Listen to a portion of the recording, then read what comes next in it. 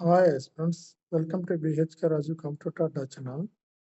మనం 6th class పటాలు అనే పాఠంలో పదకోశం గురించి తెలుసుకుందాం ఫ్రెండ్స్.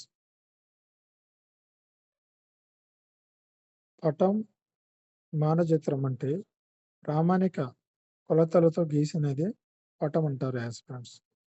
అదేవిధంగా చిత్రపటం అంటే పరిశీలించ పరిశీలించిన స్థలాలు, సాంకేతికాలు గుర్తు ఉంచుకొని స్కేలు లేకుండా గీసే పటం. చిత్రపటం అంటే పరిశీలించిన స్థలాలు, సాంకేతాలు గుర్తు ఉంచుకొని అంటే ఏదైనా మనం గుర్తు ఉంచుకొని గీసే వాటిని చిత్రపటం అంటారు. ప్రణాళిక అంటే విస్తృతమైన స్కేలుపై చిత్రించిన చిన్న ప్రదేశాన్ని సూచిస్తుంది.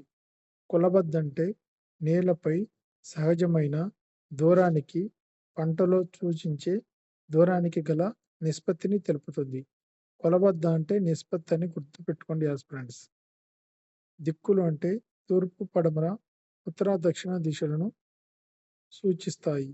మూలలు అంటే రెండు దిక్కుల మధ్య గల దిశ, ఈశాన్యం, ఆగ్నేయం, నైరుతి, వాయువ్యం. దిక్సూచి అంటే రెండు బిందువుల మధ్య దూరాన్ని కొలుచుటకు వృత్తాలు, రేఖలు గీయుటకు ఉపయోగించే పరికరం. ఇది ఫ్రెండ్స్ 6th క్లాస్లోని పటాల గురించి వాటి యొక్క పదకోశం.